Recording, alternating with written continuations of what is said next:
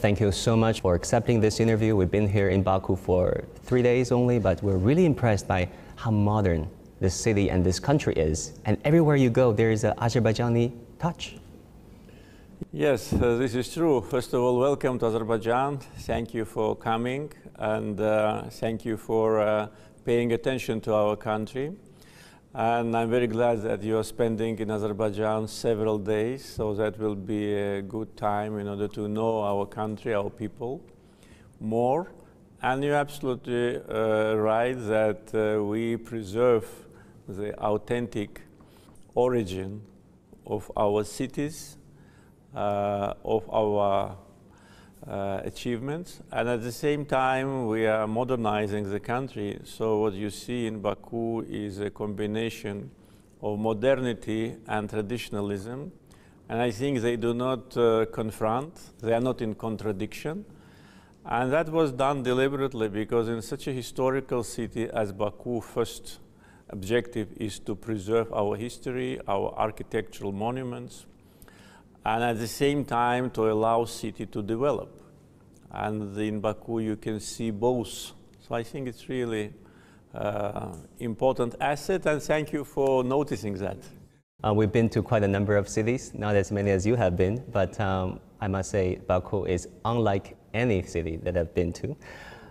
First of all, to begin our interview, Mr. President, we want to acknowledge that this is the 100th birth anniversary of your late father, the national leader, Gaidar Əliyev, who was not only considered the national leader, the founding father of modern-day Azerbaijan, but really a founder of Chinese-Azerbaijani friendship. So first of all our respect.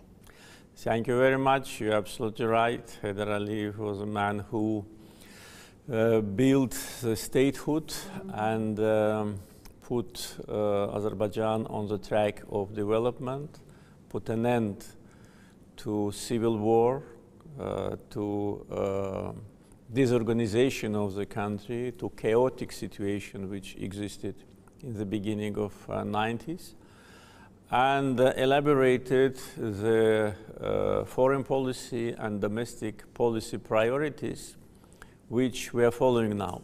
Of course, the world has changed for 30 years, but our primary objectives has not changed. This is a strengthening of our statehood, our proactive foreign policy based on our national interests, and economic and social development of Azerbaijan, along with very active regional policy. And of course, the main objective from the first days of independence was the restoration of territorial integrity of our country, which has been achieved something more than 2 years ago.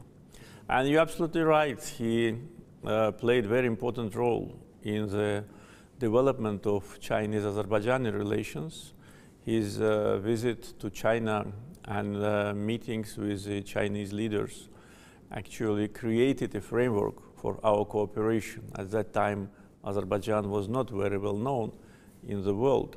Therefore, that was a foundation, and I'm very glad that now relations between our two countries develop very successfully, cover many more areas, so agenda is much broader than it was 30 years ago, and they're based on mutual respect and friendship. Many Chinese viewers noticed that besides the official agendas of your father, the president's visit to China, he would visit average Chinese families to check out the lives of everyday Chinese people, sitting with Chinese families, shaking hands with primary school kids, visiting the Chinese countryside. Actually, we got some photos here that we thought might need some further elaboration from you. This photo was taken in the 90s, right? Yes, yes, exactly. Between him and a Chinese family. Right. This is a great photo. Sitting among the people. Yes, but this is actually illustrates what you said, that he was really very interested not only in official contacts, but also to establish people-to-people relation. And this photo actually demonstrates that. And this one? He was obviously interacting with a primary school student, I guess, Yes. who sent him a birthday present. You like it? Yes. Yeah, really, that's good illustration of what you've mentioned. And of course, the Great Wall, the Forbidden City, Yes. the tours over Yes, there. yes. So, how would your father tell you about China and his China trips? What was China like to him? And then, how do you see the continuity of this friendship from one generation to another? Well, actually, for him, China was not something which he had to discover. He was well aware about the development of China in different times. When he was senior deputy prime minister of the Soviet government, he had many occasions to meet Chinese representatives. And he was well aware about the dynamism, the development of your country. And when he became president of independent Azerbaijan, of course, one of the main foreign policy priorities was to establish bilateral relations. And I remember when he returned from his official visit to China, he was very impressed. He saw the growing power. That was almost 30 years ago. He saw a consolidated society and a country which has its very clear objectives. And meeting with ordinary people actually was part of his character. He did the same here, as you can imagine, in Azerbaijan, always trying to feel the pulse of society, to see how people live, what do they think, what are their problems, what their aspirations. And therefore, it was natural that he wanted also to have this feedback from ordinary Chinese people.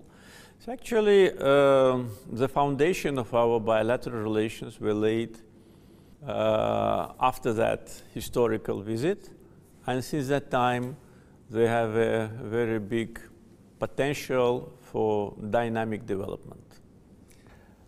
We see statues of your father in a lot of places here in Baku, and also a lot of streets were made in his name, memorials in his honor. I feel that there's something deeper than what everything appears. There's something deeper about the respect and affection from you to your father. What does your father mean to you personally?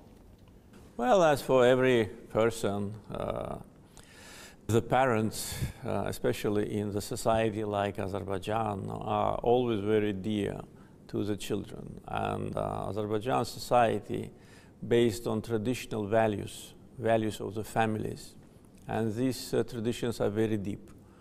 And it is important that we now, after more than 30 years of independence, living in the global environment, manage to preserve these family values and respect to the elderly.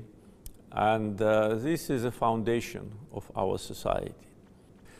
For me, as for any other Azerbaijani, the father is a very dear person, the person whom you want to look like, especially when you can be proud of your father. This is a big happiness for me because I was with him during the most difficult times for him personally and for Azerbaijani people, especially when Soviet army attacked Azerbaijan on the 20th January 1990. He raised his voice. He was actually almost the only one who raised his voice denouncing that bloody attack. And he really understood that that can cost him a lot. We were living in the Soviet country. It was still 2 years before the Soviet Union collapsed. No one could imagine that this may happen in January 1990. And there should have been a lot of courage and love to your people to publicly denounce the brutal, bloody attack on civilians, which cost the lives of more than 100 innocent people. and he was the one who left the Communist Party of Soviet Union as a result of anti-Azerbaijani position of the Soviet government. That was also a very courageous step, because Soviet government and Soviet system was still very strong and very suppressive. And he had to take that into account. But for him, the matter of national interest of Azerbaijani people, national pride and justice were prevailing all his personal concerns. So that was a difficult time for him and for all of us, but our family was together.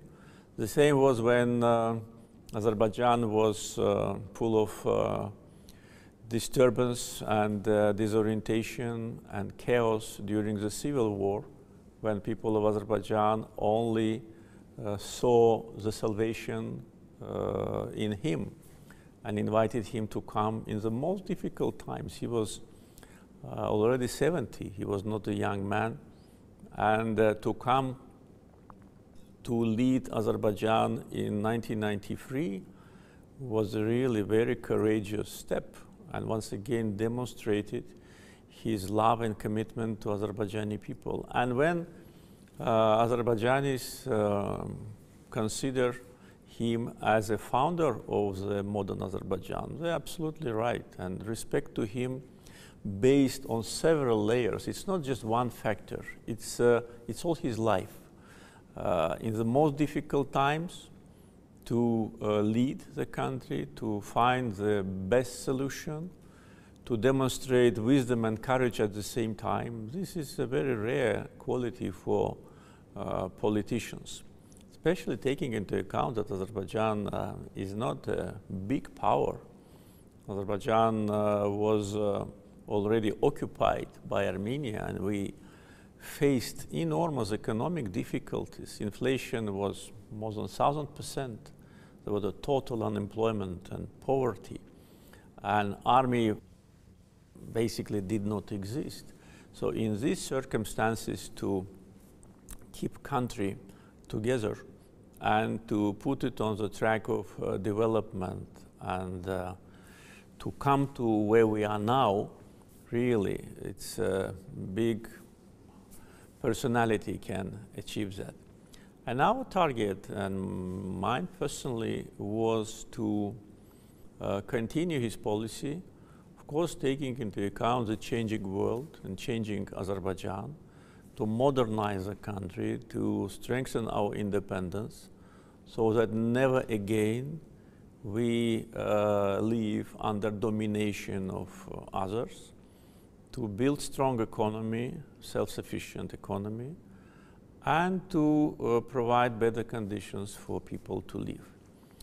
So when we talk about modern Azerbaijan, not only when we celebrate his 100th anniversary, but in general, we all should understand that the foundation was laid by him, and if not for his leadership in the difficult times of 90s, today's Azerbaijan would have been absolutely different, and it's even very dangerous and scary to imagine what kind of problems we may have had. I think it would be fair to say that Azerbaijan has come a long way, carving out its unique path politically, economically, and socially, and in terms of playing this delicate role in the evolving geopolitical landscape of the world. I want to shift gears a little bit and talk about China-Azerbaijan relations. You recently described China-Azerbaijan relations as excellent. Where do you think it is, and how do you want to take it to the next level? Yes, I can only confirm what I said. I consider relations excellent. And this analysis, this word, also covers a very broad agenda of bilateral relations and very clear prospects for future cooperation. I think what has been achieved in bilateral relations between us was only the beginning of the very long journey, I hope journey of strategic cooperation. Because today, when we look at the political map of the region and also on map of transportation routes, we see how our countries are closely aligned with each other.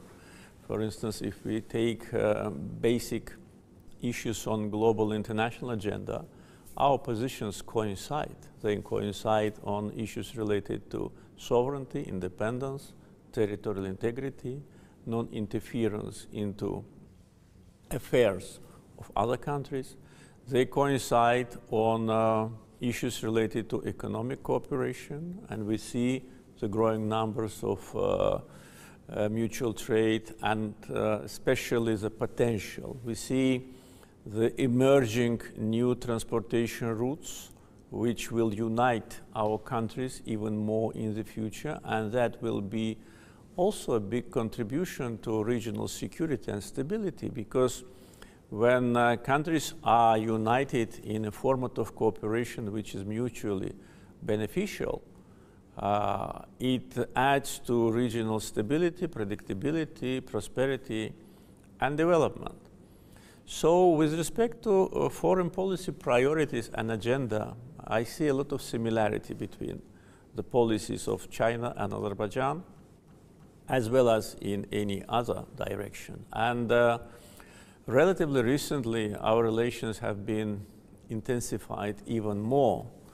And of course, my meetings with President Xi Jinping play an important role in elaboration of the direction, and they put very clear targets for development. But at the same time, communications on the lower level, on the level of governmental officials, level of parliamentarians and representatives of society, and also relations between our parties. Also, this creates a very special format of cooperation. Therefore, when I say that, I think that it's only the beginning of a long journey. I think that that covers these views. And with respect to the future of bilateral relations, we have a unanimity in policy between China and Azerbaijan. So I really can only reaffirm what I said, that relations are excellent, and they will be even better than that. You talked about your meeting with President Xi. You met him on several occasions. What do you think of him as a leader? What kind of person does he strike you as? I had a chance to meet President Xi Jinping many times in China and also on the sidelines of international events.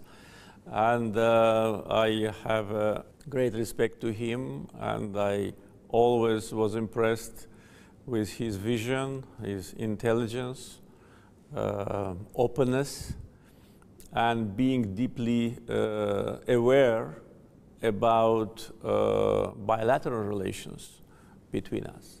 Because China, as a global power, has a very broad foreign policy agenda, much broader than one of Azerbaijan's, but at the same time being deeply aware about the substance of our cooperation, about prospects of our cooperation, really demonstrate that President Xi is a very responsible person, and this resulted in the very successful foreign policy. And you know that year after year, the number of friends of China in the world is growing, and this is due to this wise policy. And we can only, applaud to what he is doing in development of his country, in providing assistance to those who need this assistance. And this, I think, is one of the unique cases on global arena, especially now, when you just help countries which need help and which cannot get assistance on time and from other sources. I can give you one example about Azerbaijan. When COVID started, we were in a big trouble because we did not have vaccines. And the only country which helped us with vaccines was China. I wrote a letter to President Xi asking to help, and immediately there was a response. we got the first portion of 1 million doses, and we started vaccination in the middle of January, so one of the first in the world. And that was because his policy to help, you know, and how can we forget that? But at the same time, I can tell you that, probably you know, that there have been countries in the West which stockpiled 5 times more vaccines than they needed. And they left countries who could not produce and could not get access just without vaccination.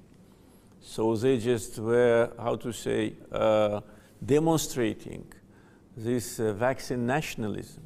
And also I can tell you that Azerbaijan was one of the countries which publicly struggled against vaccine nationalism as a chair of non-aligned movement. So what I'm trying to say is that this is an example which demonstrates the Chinese policy towards Azerbaijan. And I'm sure the same policy is towards every country which needs help at the time when it is needed. Therefore, as I said, I had many meetings with President Xi Jinping, and as a person, he is very friendly, very respectful, very open, and really, I also, as a person, enjoy communicating with him. Talking about connectivity and infrastructure projects, cooperation, actually, Azerbaijan holds a record. It has the shortest implementation time, one of the shortest implementation time among all the countries for Belt and Road infrastructure projects. Only 307 days. We're talking about huge infrastructure projects here. How did Azerbaijan do it? How do you look at the merits of the Belt and Road initiative? You know, one of the targets for our development was to transform Azerbaijan into one of the regional centers for connectivity. Because if you look at the map, you'll see the geographical advantages of Azerbaijan, which is situated just on routes from north to south and east to west and backwards. But lack of transportation infrastructure actually created a situation that our geography was not used. And I was absolutely sure that we can improve that. So we started to invest largely in transportation infrastructure 15 years ago. We started to put large investments in domestic infrastructure because first we needed to upgrade transportation infrastructure at home, and at the same time to build connectivity bridges with our neighbors. So we wanted really to become an important transitor, but for that, geography is not enough, even infrastructure is not enough. You need something more, which is good relations with your neighbors, because you cannot become a transit country if you do not cooperate with your neighbors. And that was also part of our foreign policy priorities, to build strong relations with the neighboring countries based on shared interest. So when we were, how to say, incorporated in Belt and Road Initiative, we already came with the infrastructure which was available. What we are doing now, we are now only upgrading. For instance, we're expanding our trade seaport because a growing number of cargoes from east to west will, how to say, create problems in handling the cargoes. Our trade seaport was inaugurated several years ago with a capacity of 15 million tons. Now we are upgrading it up to 25 million tons. We are building more vessels in the Caspian, though we have the biggest trade fleet in the Caspian among all other Caspian littoral states, but we are building new vessels, tankers and cargo fleet in order to be able to bring more cargoes.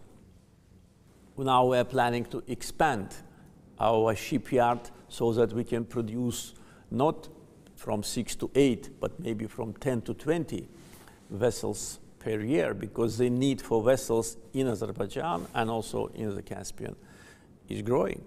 We are now modernizing the existing railroad in order to allow more cargoes to pass, so the speed of trains will be higher. So we are doing a lot in order to be well prepared for big cargo flow. We enjoy year after year the growing transportation, cargo transportation across Azerbaijan, but I think that the figures can be several times higher. For that, we are actively working also with our Chinese partners and our neighbors to establish this infrastructure connectivity and also administrative connectivity, because we need to have single policy on tariffs. We need to have more interconnection with respect to customs regulations and how to say, to open this gate broadly. So relations between our countries in the future also will play important role in a growing number of cargoes going through Azerbaijan. And as you said, we did everything on time and within a short period of time. And today, Azerbaijani transportation infrastructure already is corresponding the high international standards. We know that Azerbaijan is also launching this, has launched this Trans-Caspian International Transport Route. How significant is that? Yeah, this is actually part of Belt and Road Initiative, because we clearly understand that in the current geopolitical situation, Trans-Caspian route is becoming one of the most important for countries of Central Asia. Again, if we look at the map, we will see that there are not many ways for Central Asian countries to transport their cargoes in European direction and backward. There's a sea lane, there's a Trans-Siberian route, but it takes a lot longer. Yes, this is one reason. And second reason, of course, certain geopolitical changes and restrictions on transportation routes, sanctions on transportation routes make that transit more complicated. Therefore, if not through the Caspian, then how? And the countries of Central Asia, they are developing, they are producing more goods for export, and they're also buying more. Therefore, routes across the Caspian becomes vital. And fortunately, we did our homework a while ago, so prepared everything, so now it will be easier to expand. And the expansion and investments in expansion of transportation infrastructure will be based on the figures of assumed cargo transportation. I visited all the countries of Central Asia last year and this year, and their leaders visited Azerbaijan. Now we have more dynamism in our bilateral relations. First, because we see the need for that, and we always enjoyed excellent relations. But at the same time, the issue of transportation routes, how to say, dictate more active interaction. So I'm sure that when we will look year after year at statistics of transit across the Caspian, we will see growing and growing numbers. Yeah. I have a set of very impressive data that I want to share with you. Data show that shipping goods from China to Europe takes 36 days on average by sea, 20 days through the Trans-Siberian route, without geopolitical disruptions, as you said, obviously, and only 12 days through the middle corridor using the Baku-Tbilisi car railway. Exactly. And that is big. Yes. Yes, this is true, and that is why, by the way, we launched and we initiated the construction of this route, because this route did not exist. It's a new transportation connectivity infrastructure which was initiated by Azerbaijan and was actively supported by our partners in Turkey and Georgia. And in 2017, here in Baku, we had the official inauguration of that project.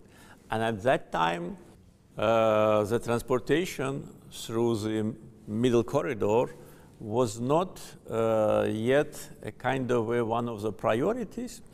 Therefore, we invested as much as it was needed for volume of cargoes. But what we are doing now, we already started several months ago. We are upgrading this road, and it will handle 5 times more cargo than originally. Above, we are working very actively on Zangezur corridor, which will be additional road from Azerbaijan to Turkey and Europe. And on Azerbaijani territory, about 70% of construction work has already been done.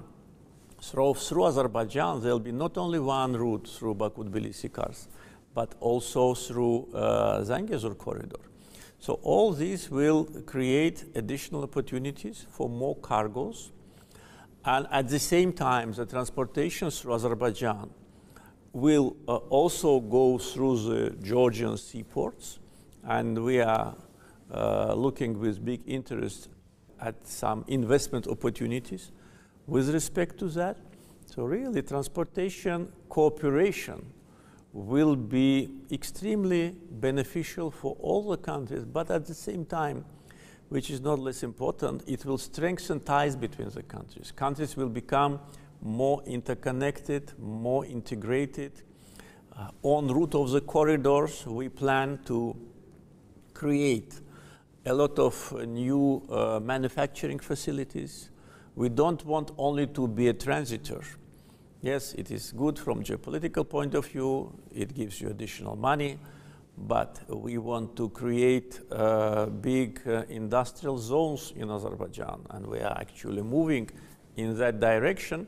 And I think it could be attractive for Chinese companies to have the manufacturing in our free zone in Alat, which is already operational and which was inaugurated this month. So really, it's a broader picture that one can imagine now.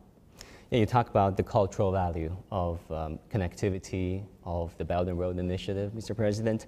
Actually, we were in Mugam Club restaurant 2 days ago, and we were thoroughly impressed by what we saw there. That was, of course, the old caravanserai for people to rest and recover from the ancient Silk Road. Being there feels like, you know, time stopped, as if you could see history unfolding, as if you could see people, commerce, cultures mingle and blend. How do you see the cultural value of trade, of, you know, this, what Chinese call the Belt and Road Initiative? And I know in this country you have this plan to revive the ancient Silk Road as early as the 1990s. Yeah, definitely. This will create additional spirit, or will contribute to the spirit of friendship and interaction, because countries which were situated on the ancient Silk Road, one of the, how to say, specifics or similarity is that they have a diverse societies, multi-ethnic and multi-confessional societies, and Azerbaijan is part of that positive scenario. Therefore, cultural heritage of Azerbaijan, as you can see with your own eyes, is something which is duly protected by our state, and for us it is an asset which we need to keep, preserve, and hand over to new generations so that they do the same. We managed to preserve our cultural heritage for centuries, though for a long time Azerbaijan was deprived from its statehood. We were not an independent country, but at the same time we kept our national identity, our language, our literature, our music, our traditions, our cultural heritage. So even in the times when we were not independent, we managed to do it. Therefore, definitely we will continue to preserve our cultural heritage, which is part of the world heritage. And at the same time, more connectivity projects with partners will lead to more visits, more tourists, more trade, more interaction, and that will only make richer our culture and our society. So we look at this from this point of view, and we are very fortunate that Azerbaijan, throughout the centuries, and especially during the times of independence, really demonstrates high standards of ethnic and religious tolerance, coexistence. All the ethnic groups who live in Azerbaijan, they live as one family, and this is one of the biggest assets. So we are trying to preserve it, and I'm sure we will succeed. I'm reminded of an old saying that says, when trade stops, war may start. Yes, the converse may be true. When there's more trade, yes, there's better chance of people and countries get along. Absolutely, and also it will strengthen stability, security, to a certain degree, in good sense of the word, interdependence. So there'll be a lot of benefits for people, for countries, and in these circumstances, of course, it will be stable. President Əliyev, I must tell you that you became quite famous in China, thanks to your interview with a BBC journalist 2 years ago. It went viral, that video, went viral in China. And many people are like, wow, this is what a national leader can do to unbalance coverage of the West. What was it like back then? Well, I had numerous interviews during the 44 days of a patriotic war, mainly with journalists from the West, and majority of them were, I would say, very aggressive, and they were trying to present Azerbaijan as an aggressor. You know, while we were liberating our territories, we were fighting for our territorial integrity. We did not step on the territory of other country. We were just eliminating the 30-year consequences of occupation and ethnic cleansing which we were facing. And of course, I was sure that Western journalists who come to Azerbaijan to make some, how to say, video footage, and also to meet with me, they were well prepared. It would be naive to imagine that they do not know the history of the conflict, who is the aggressor, who is a victim of aggression, and what is happening. But at the same time, they were trying to present situation, not only during our meetings, because they made a lot of, how to say, reportage in Azerbaijan, as if Azerbaijan is aggressor. So that was absolutely unacceptable, and that once again demonstrates a biased and unbalanced and anti-Azerbaijani approach of the Western media, which reality in which we live for 30 years. This is true. Yeah, many people think that the Julian Assange hit was a great counterpunch.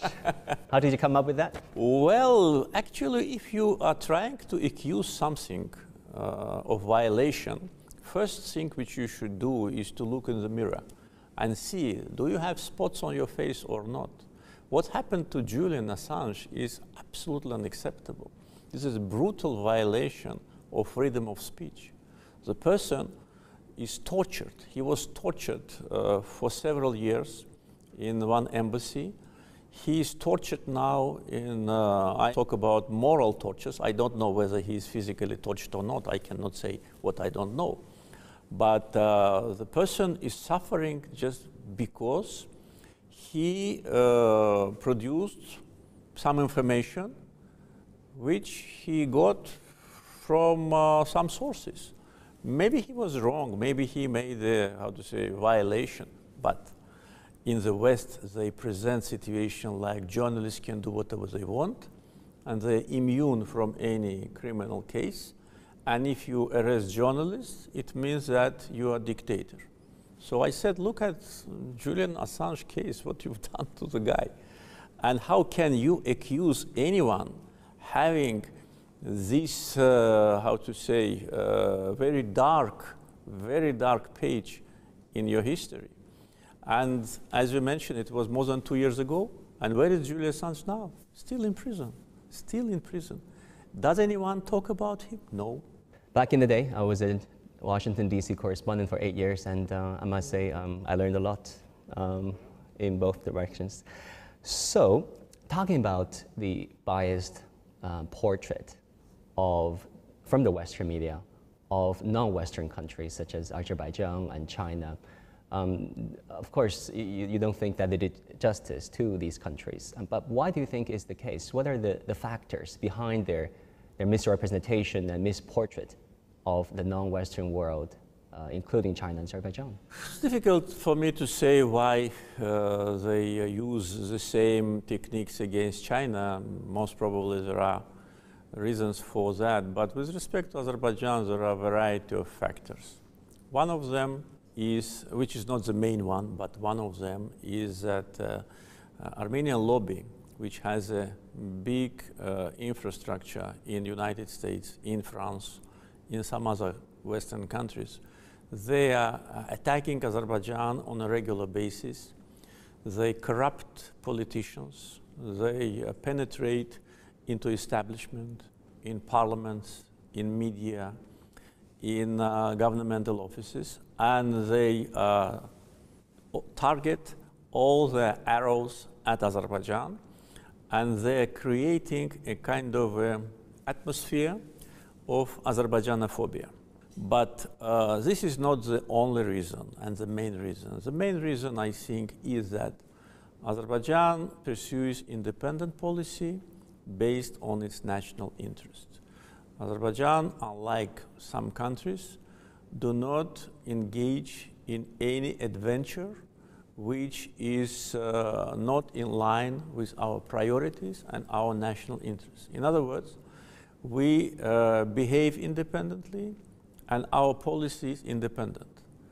We will defend our identity and our dignity with all the means which we have. So I think this is a basic reason why Azerbaijan continues to be a target for media attacks, attacks from so-called independent NGOs. We all know that they are not independent. Who can say that human rights, Amnesty International, Freedom House are independent? Look from whom they get the money, who orders the music, and then you will see.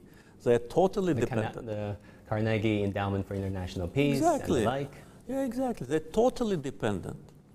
And they cannot afford even one step right and left, which is not agreed with their bosses. But, you know, we managed to live in this environment.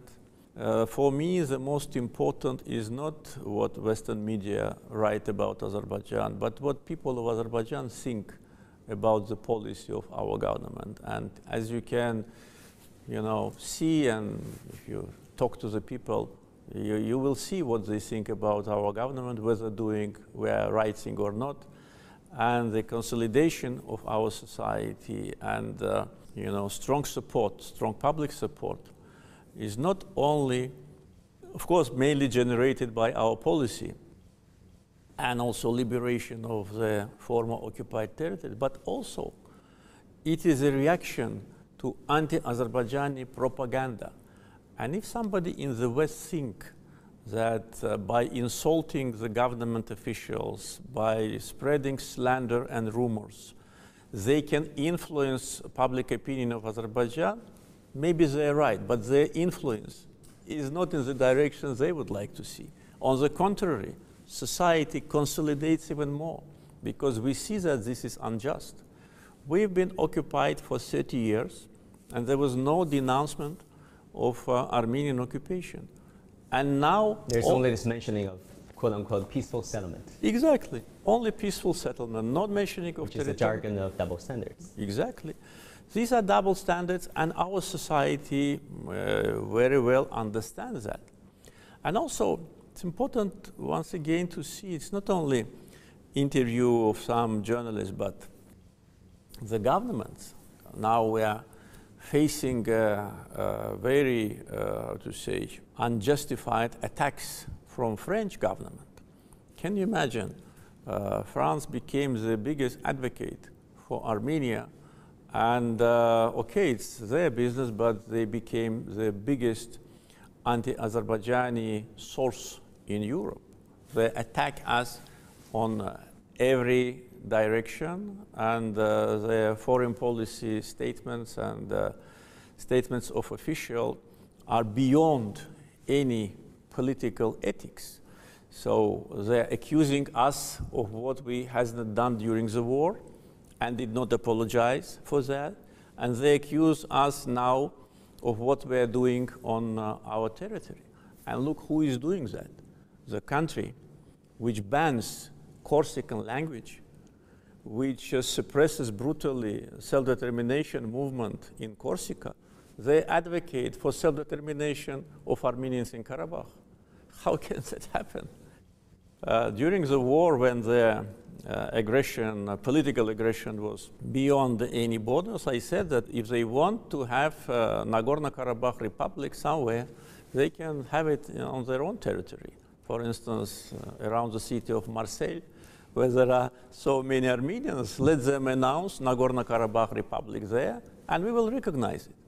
And the country which still continues its colonial policy, look at the island of Mayotte, it's French colony, New Caledonia, French colony, and they talk about human rights.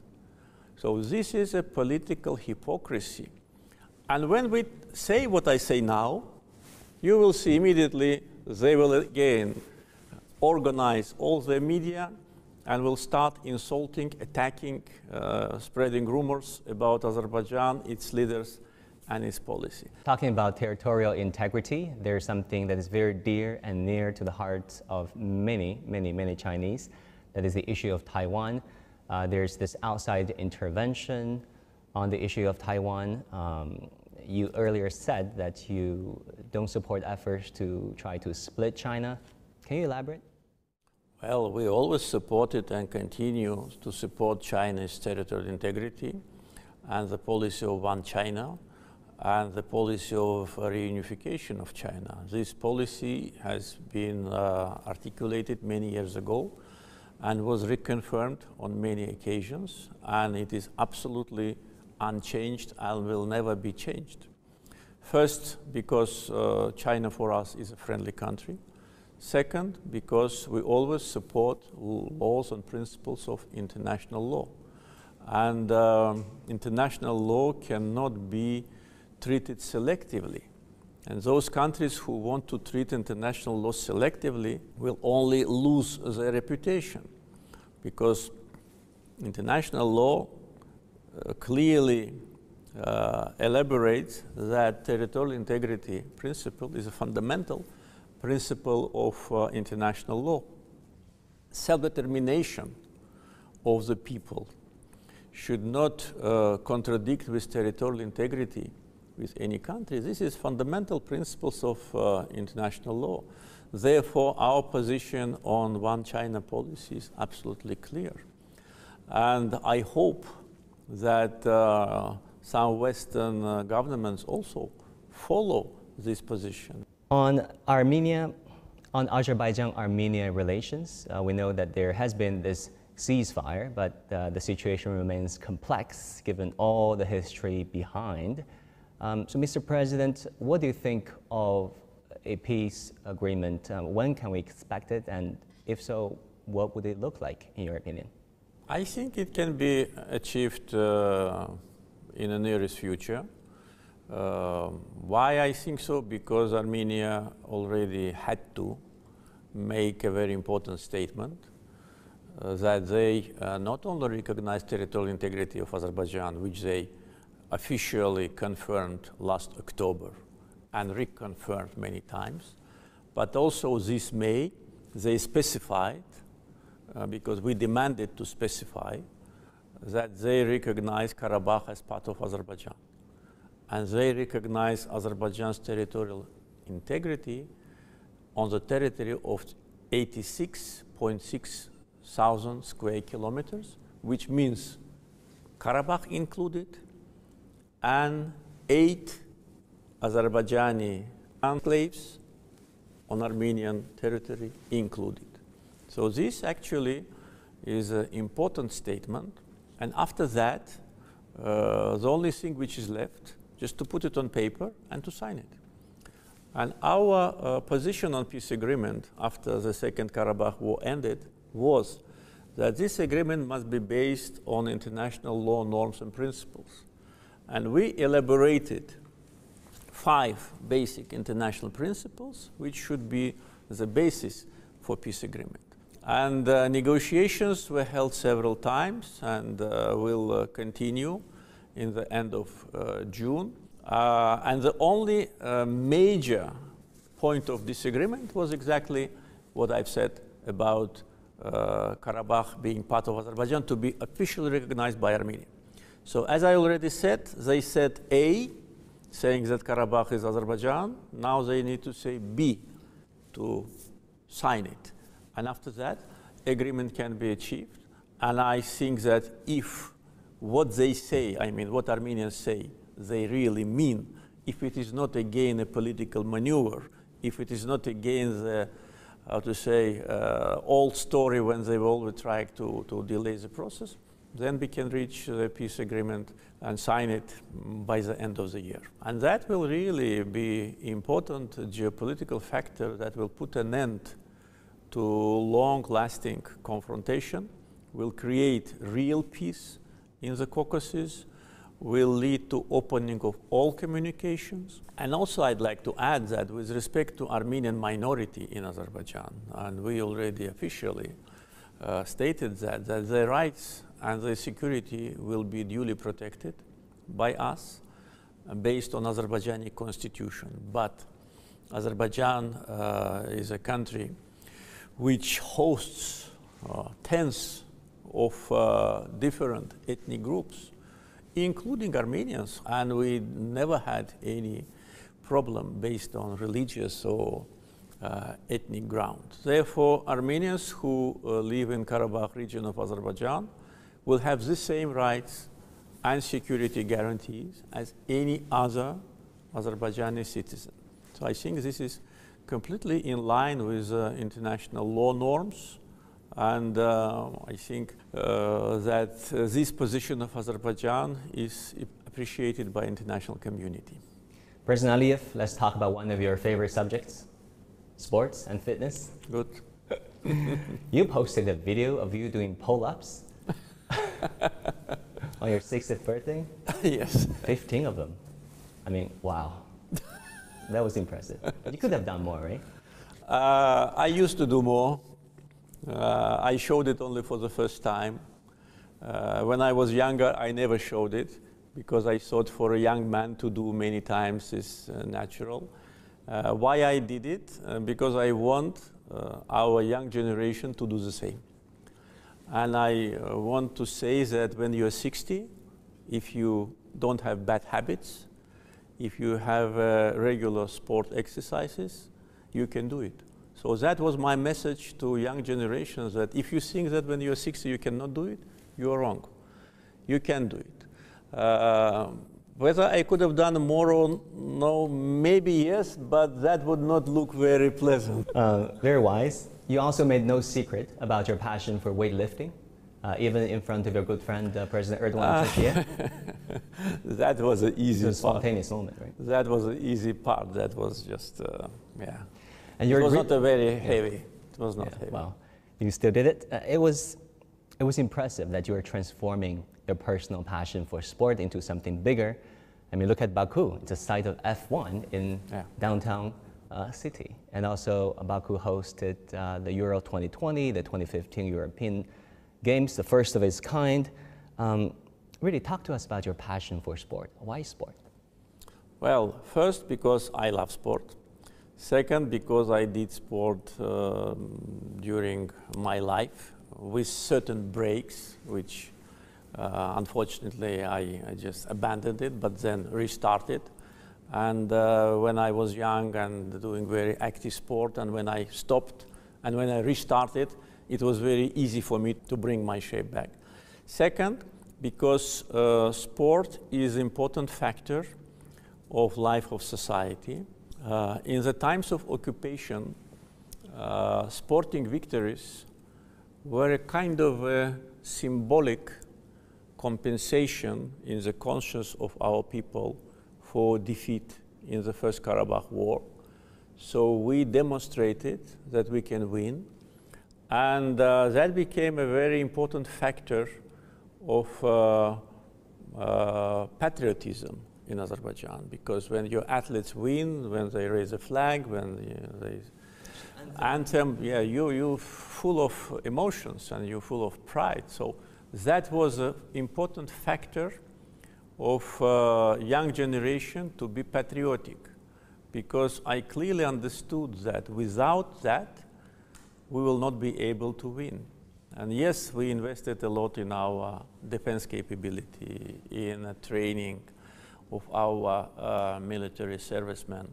We did a lot in order to prepare ourselves for Second Karabakh War. But I can tell you now, after 2.5 years have passed, that the main factor of our victory was spirit. And those who were liberating the land, they have never seen Karabakh in their life because they were young. They were not born when Karabakh was occupied. So what led them to that? That was a spirit, patriotism, and dignity. Sport is that. And also for physical health, because we want our society to be healthy. We want our society to be physically fit. So for that, sport is number one. Of course, good nutrition, no bad habits, but sport is on top of that probably. And also now we work on a mass sport so that we have sporting infrastructure in every region, and we already done it. At the same time, this is international prestige, because the first inaugural European Games, really, they opened Azerbaijan to Europe. Formula One, we already held it for 7 times, especially taking into account that it takes place on the city roads. It is a city presentation. For those who have never seen Baku, 500 million audience Formula One has, 500 million audience. After first Formula One, we had growth of tourism 20%. And then before COVID, every year, 10–15%. So it brought us a lot of international tourists, a lot of foreign currency into the country. So it is a lot of factors which, how to say, dictate that every government should pay big attention to sport development. I remember Euro 2020 well. We had also the final match of European League in Baku in 2019 and Euro 2020. Yeah, so Baku became already the international destination for big sporting events. We also had Islamic Solidarity Games in 2017. So can you imagine, 2015 European Games, inaugural, and 2017 Islamic Solidarity Games in one city in 2 years. And this also is a demonstration of what Azerbaijan is. It's just on the edge of Europe and Asia. It's part of Muslim world. At the same time, it is part of Europe. It is a very unique position of our country, and the policy of the country and the status of society is a reflection of this. Mm-hmm. President Əliyev, coming up are the Hangzhou Asian Games and also the World University Games, the Universiad in Chengdu, China.